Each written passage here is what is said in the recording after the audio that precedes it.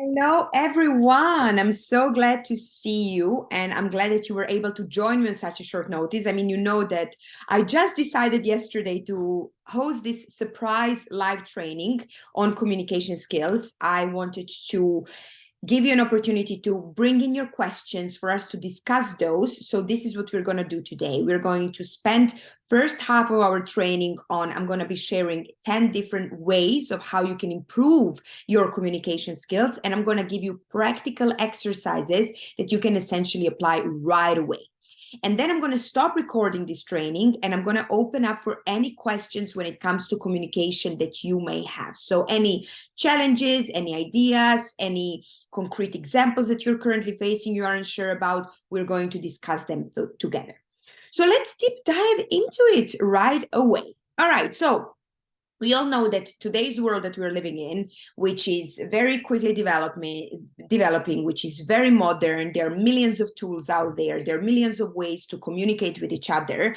There are multicultural teams along different time zones, and it has never been more important to find a way to communicate in a very effective and clear way with each other, so that we can make sure that everyone is on the same page, so that we can make sure that we are working towards the same goals.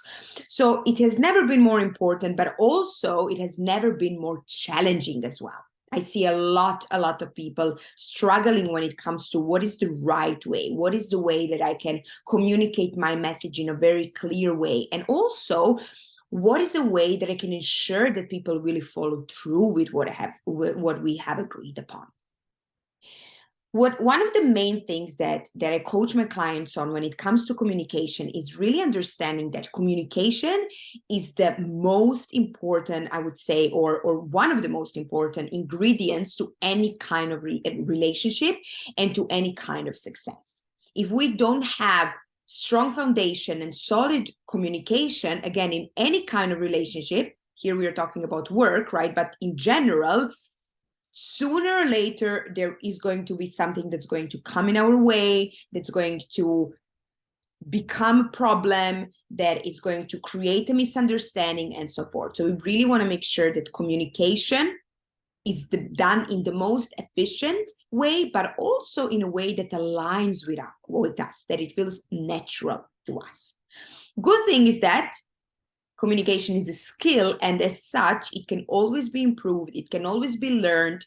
So we're going to go through 10 different ways of how you can, in fact, improve your communication. They're in no particular order, really.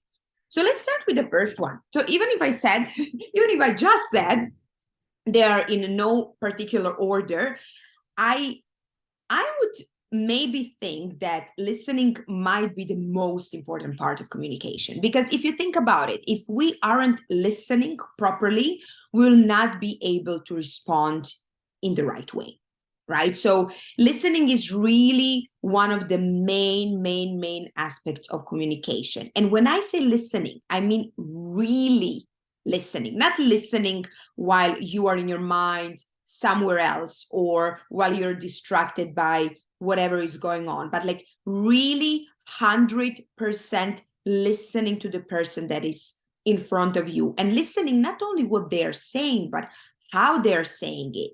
What is their body language? How do they come across? What is your kind of instinct telling you? So listening the overall being, the overall message, but also going deeper than just kind of listening to their words, okay?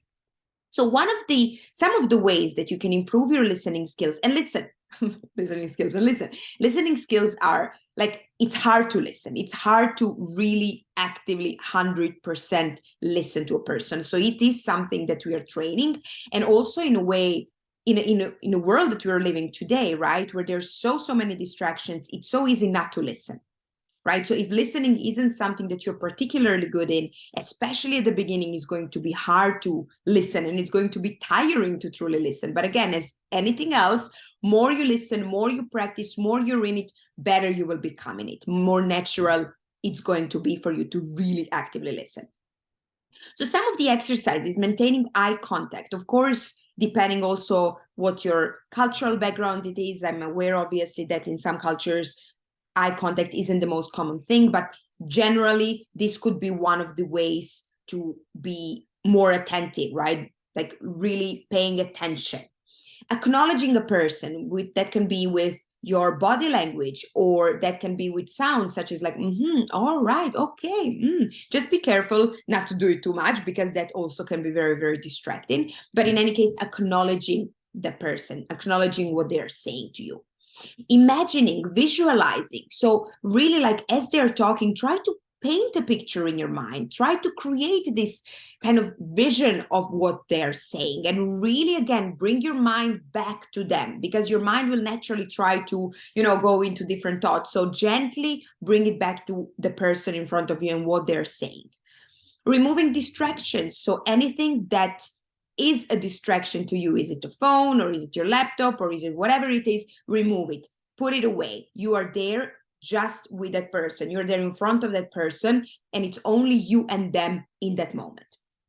And give feedback, right? Give feedback on what they're saying, mirror what they're saying. And when I say mirror what they're saying, you can be something like, oh, I just heard you saying blah, blah, blah, blah, blah. Have I understood you correctly, right? Or just giving feedback in general. That sounds great, for example, or, oh, tell me more about it, right? Like giving any kind of feedback so that the person really feels that you are engaged in the conversation. And I mean, if you think about it, everyone loves to be listened to, right? Think about it. When you are talking to someone who you really know that is listening to you, and you feel like they're listening to you, I imagine that you really enjoy talking to that person, because you feel respected, you feel valued, you feel like they're there with you, that you feel their presence. So be that such kind of person for others too. Next thing is asking questions. Now, one of the questions that I often get is, how can I make sure to ask right questions? Now, if you listen properly, if you really, again, listen, you are going to know what questions to ask. You will. It's just given. Okay. So these kind of questions, asking questions isn't something that should be kind of forced, or should come across as like, oh no, I'm not sure what to ask. Again, right questions come from you actively listening to the person, being genuinely curious about them, wanting to go deeper on certain topics. Some of the exercises: ask open-ended questions. Open-ended questions are what, why, who, when, how, right? So questions that are requiring a longer answer rather than just yes or no answer, right? So closed-ended questions, on the other hand, would be can you, do you, are you, will you, right? And the answer to such questions would naturally be yes or no, right? So you want to open up the conversation, and you're opening it up by asking open-ended questions. You can also be like, oh, tell me more about that, or explain this more in details for me, please. Right. So we want to, and this is how you essentially also create the conversation. And again, you listen, you ask, and this is a nice, beautiful conversation really between you and the other person. Ask for clarification. So as you're listening, if there is something that you aren't necessarily sure about, or you would like to know more about, ask there and then. Oftentimes we are kind of like, yeah, and then later, wait, what does it really mean? Or you start assuming that they meant this and that. Don't assume. Ask for clarification. Make sure that you really got the point of the person, rather than being, I think they've said this, or I think they've said that. Stop. Ask, like, sorry, can you please explain further? Or I'm not sure I understand what you just said. Can you please say it in another way? All right, rather than, again, jumping. Because again, misunderstandings happen because the communication wasn't as clear. So you really want to make sure that it's clear right there and then, clarified right there and then. And maybe even if you don't get a chance to do it right there and then, come then back to that person. They're going to appreciate that more than you assuming something and then potentially having misunderstanding later on. Like this will save so much time. And be genuinely curious about them, right? So instead of being like, oh, I need to know that, ask yourself how this information can be indeed interesting to me, and how can I even do something more with that information, and how I can learn from this person, and how we can grow together. Empathy, a big one in communication, and of course in life in general, right? Like really putting ourselves in the shoes of that person.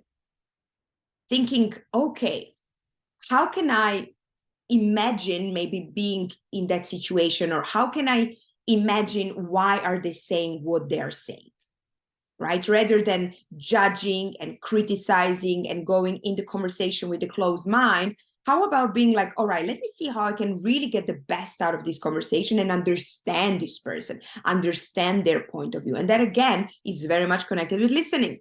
You see what's going on? Everything is connected with listening here. So some of the exercises: listen, but also share, be vulnerable, connect with that person. So as they're sharing whatever, share back, give their feedback, give your point of view, provide space for them. So sometimes people just want to share. They don't need any advice. They don't need any comment. They just want to speak and they just want to feel heard. So just be that kind of person to provide space. So don't interrupt, don't necessarily comment, let them speak, let them share their thoughts, really, and then offer support as needed. Again, ask questions, right? To understand further, to understand deeper. Don't make assumptions. This is something that we've covered before. So again, go with an open mind, be kind of, free of any judgments, free of any assumptions, free of anything that you want to bring with you, and really be fully there with that person. Encourage them. Think about, based on what they have told you, what do you think would be the nice and a great way to encourage this person to provide some support, to be there for them, so that they really feel like you're there? Because normally when people share something with us, they do that because they trust us, or because there is a way that, something that you have said or done that makes them feel safe with you. So encourage them, support them. Being clear and concise. Okay, so oftentimes it happens that meetings go very, very long, or you have that colleague who speaks and speaks and speaks and never gets to the point. If you are one of those people as well, how can you do it differently? How can you be more mindful of how you spend your time and how you are taking someone else's time? So we always want to make sure that the message that we are sharing, is it verbally or is it in writing, is very clear and specific, and that it has, like, when you're writing it or when you're communicating it, that you have a clear intention in mind, right? So what is that I want to gain from communicating this message, or essentially not even necessarily gain, but what do I want to communicate, and how can I do it in the most concise and clear and specific way, right? So some of the questions to ask yourself would be, for example, is this what I'm about to share relevant and or valuable? Is this the right time and space and context of the situation for me to really share this information right now? Then you want to ask yourself, how can I say this maybe in a different way, or in a more concise way, or in a more specific way? And one of the main big things here is that, for example, if you're giving someone different instructions, or if you're agreeing with someone on a specific goal or a task or whatever, you want to ask yourself, like, is that person fully clear of what they're expected to do? Am I being very specific to them? So, for example, if you agree with someone that they're going to come back to you on a specific thing, you don't want to be like, all right, let's talk later, but you want to be specific about what does later mean. Or if you give them a specific task, do it your way, right? You still want to ask, okay, so how would you, like, you want to explore that further. You want to become a bit more specific on what is your way. What is the plan of action? So be kind of more on top of the things, which we're going to talk about in a minute. So specify, be clear, because as long as someone or you are confused, you're not going to be able to take effective action steps. Follow up.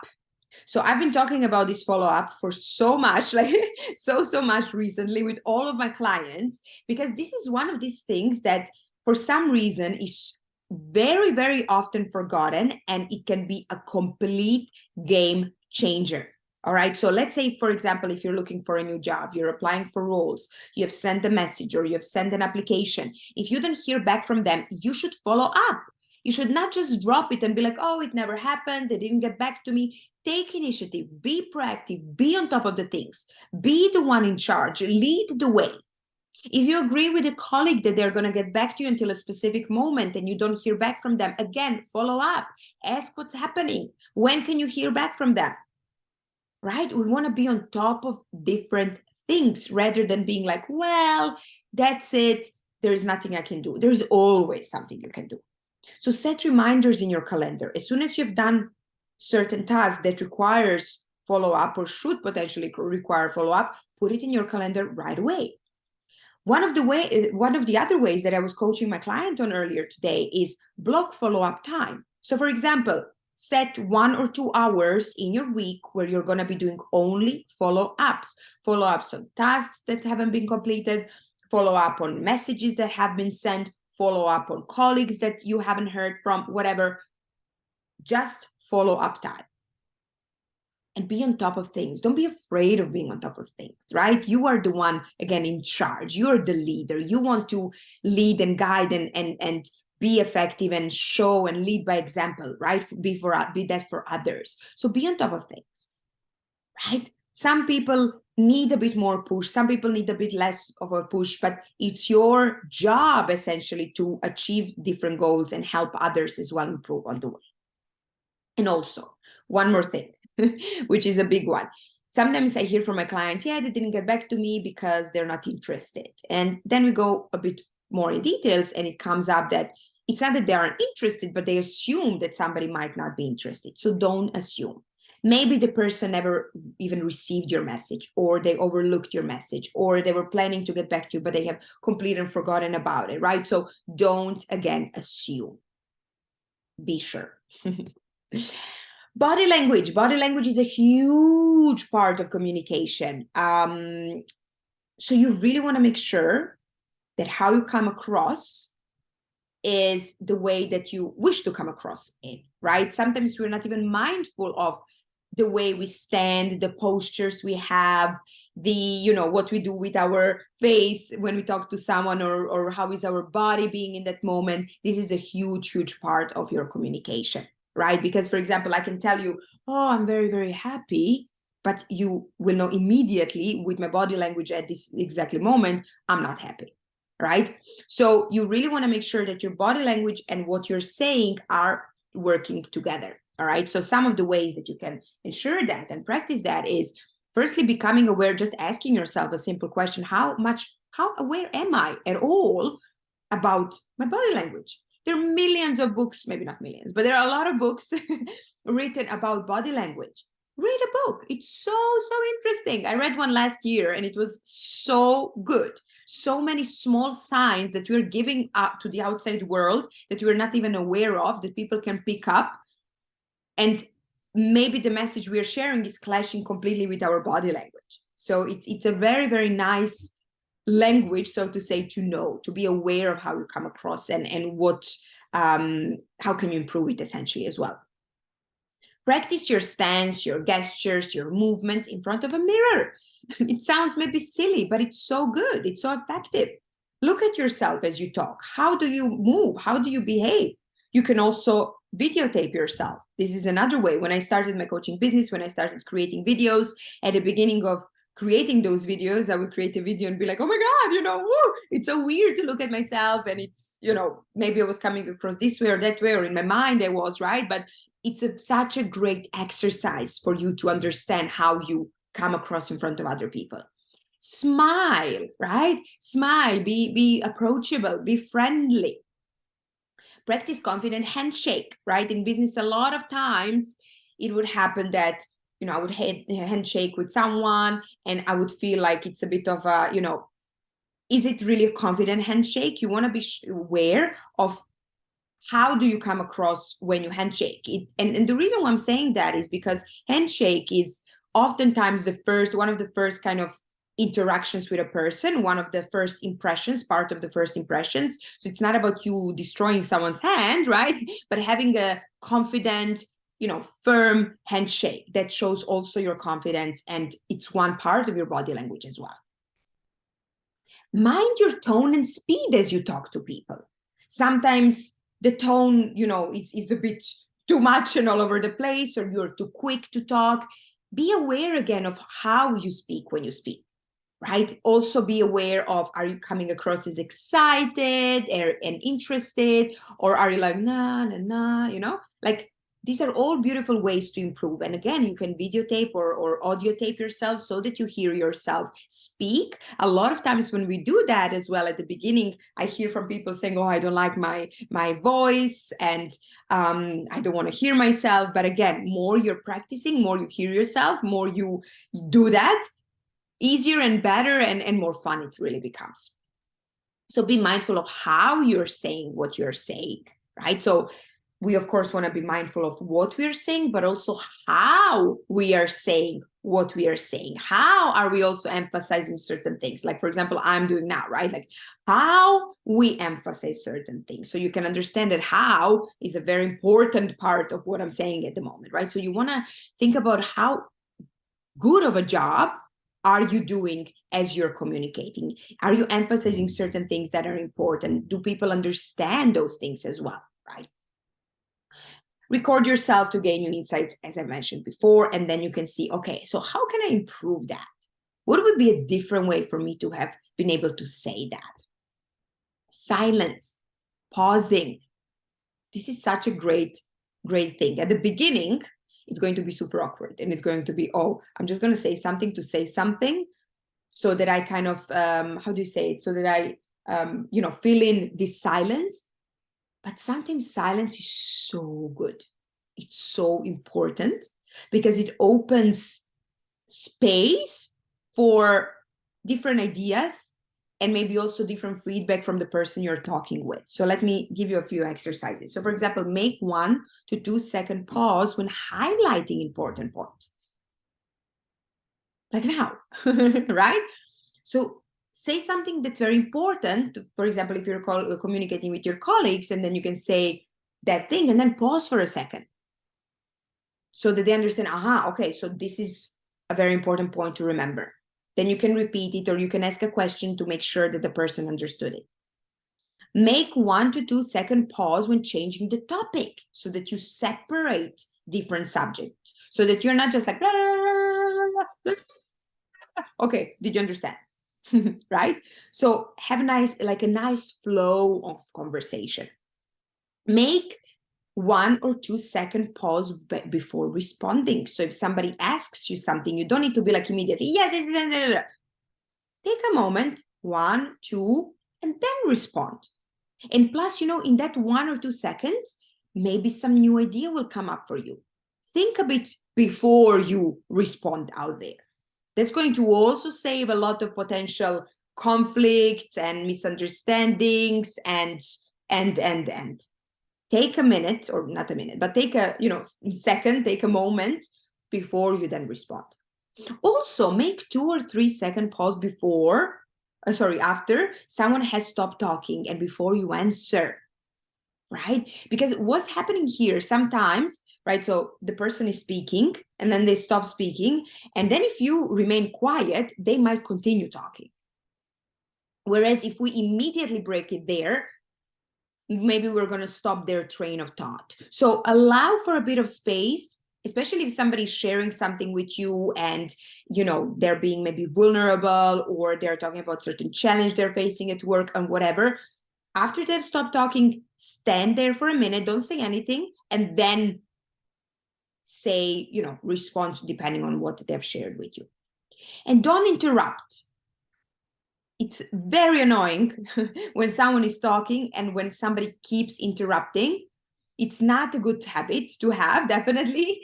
So don't interrupt unless you really, really necessarily need to. Sometimes we need to interrupt because of a very important point we need to make, or we don't have any more time for something, right? Or, we need to be mindful of time, or there is a completely wrong train of thought that somebody's in and you want to be like, sorry, let me interrupt you there for a second, right? But unless it's really, really necessary, let's get out of this habit of interrupting, right? Again, remember, this goes back to listening so that we can then have enough information for us to respond in a nice and effective and proper way.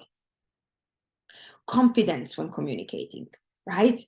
Be confident about yourself. You are amazing. There is so much for you to share. There is so much for you to give to the world around you. There is nothing to play small about or be ashamed of, right? Be confident about yourself. And there are ways, of course, this is a totally different topic. I put it here because, of course, it's very important for communication. But some of the exercises that you can do are, for example, reflect on your past achievements. Write down a list of all the achievements that you've had so far. Think about those. Think about what amazing things you've achieved, how far you have come. Reflect on other people's feedback. What do others say about working with you? This is also a beautiful achievement. It's so amazing when someone appreciates us and acknowledges us and enjoys working with us. Take action. The best way, I would say, to boost your confidence is to put yourself out there, is to take action. Because if you don't take action, if you kind of stand aside, your fear and your doubts and your worries and all that is growing. But if you go out there, if you take action, if you put yourself out there, all of those are getting smaller and more insignificant. So get out there, take action. You will become more competent. And more competent you become, more confident you will become. And then more confident you are, more action will you be inspired to take. It's a circle. Mind your body language. This is what we were saying as well. Stand straight, put your shoulders behind, put your head up, smile, stand up if needed, right? So our body and mind are one. I mean, they're so well connected. So just by improving your body language, you will also be improving your confidence. Be mindful of, not for, but of your mindset, right? So are you saying stories to yourself like, I cannot do it, or I'm going to fail, or anything like I cannot, I don't? Or are you saying stories to yourself, I can, I will, I do? And even if you don't know something, you can be like, all right, so how can I figure it out? How can I get to the information so that I know something? So what is your mindset? Is it more like, oh, I cannot do it? Or is it more, I will figure it out? And one very nice exercise that I like to do to give to my clients that has had such a great feedback is write a list of reasons, 20 reasons for why you. So if you're looking for a promotion, write 20 reasons for why are you the right person for the promotion. If you're looking for a new job, why are you the right person for the job? If you're looking to lead the meeting, why are you the right person to lead the meeting? If you are looking for whatever improvement in your career in general, why you? Why would someone want to work with you? Why are you amazing as you are? Write that, because more you kind of get sold on yourself to yourself, more confident will you be and more able will you be to communicate that with others too. Feedback, a huge important one. Feedback, asking for feedback and giving feedback, right? So whatever is going on, you want to know how you're doing, how are you improving? From, of course, an objective point of view, not from a point of view, oh, they're criticizing me or they're judging me or they're blaming me. No, from a point of view like, all right, so how can I learn? How is this information? How can I use this information to help me further improve, to help me further grow? Give and ask for. So as I mentioned, give feedback, but also ask for feedback. When we're giving feedback, right, or even asking for one, we want to set a goal. So what is, let's say, if you're talking to your colleague and if you're giving them a feedback, you want to ask yourself before you go into that meeting, even, what is my goal? How can I help this person? How will this, what I'm about to share, make this person better? So get clear on your intention. And make sure that also that person knows what your intention is, because sometimes when we are giving feedback, that person might take it personally. So we want to make sure that you're there like, listen, I'm here to help you. I'm here to support you. I'm here to make you grow. Let's look into what is working, what is not working, and how can you further develop. So to make aware that person, you're there for them. You're working towards the same goal together. You're on their side instead of judging them or blaming them. That's never an effective way to motivate an employee or to help them grow. So think how valuable and beneficial is what you're about to share. Be objective, right? And be realistic when we are also sharing different feedback and agreeing upon new steps. Think about how you can use that information, as I've mentioned before, to further develop and grow, right? So instead of, again, being stuck like, oh, this is what it told me, what a shame, being like, okay, this is what happened. Now, how can I make the best out of it? And also offer and ask for support. I see a lot of individuals being like, well, if I ask for support, that means that something is wrong with me or that I cannot or whatever. No, you don't have to do it all alone. There's so many ways out there that you can help yourself, all right? But also others can help you with. So don't be afraid to ask for support. Don't be ashamed to ask for support. Also offer support and also offer concrete support. So if you say to someone, look, I'm here for you, tell them, what does that mean? Right? What we were talking before, be clear, be concise, be specific. So always be that in your communication. So if you're like, listen, I'm here to support you, be like, in a way that, for example, let's go through your to-do list. You tell me what tasks that I can take off of your list or I can help you with. Or I will offer you support in a way, let's say, take 3-day home office the next week or whatever it is, whatever the context of situation, but be specific. All right. So that's it. So these are the 10 ways. There are, of course, many, many, many, many more. And I will surely be doing another training on communication soon. Now we're going to open it up to your questions. But before we go there, I just wanted to point out one more thing. I wanted to make you aware of the Career Intensive offer of mine for February, where you can also bring one of these communication topics with yourself. So this is what's happening. 75 minutes we're going to spend together, just you and me, in a safe, comfortable space. You and me online like this. 75 minutes working together on any career topic of your choice. Whatever there is that you're currently maybe struggling with or finding challenging in your career, bring it in with you. We're going to be working on that for 75 minutes. At the end of the session, you're going to go out of it with a clear, specific action plan and strategy to achieve whatever we've agreed upon. So if you're interested in that, message me. We're going to book the session. The investment is 180 euros. That's to be paid before our session. And as soon as the payment has been received, we get right onto it. So if you're interested, message me to learn more. All right. So now I'm going to stop recording and we are going to start answering your questions. Let's go.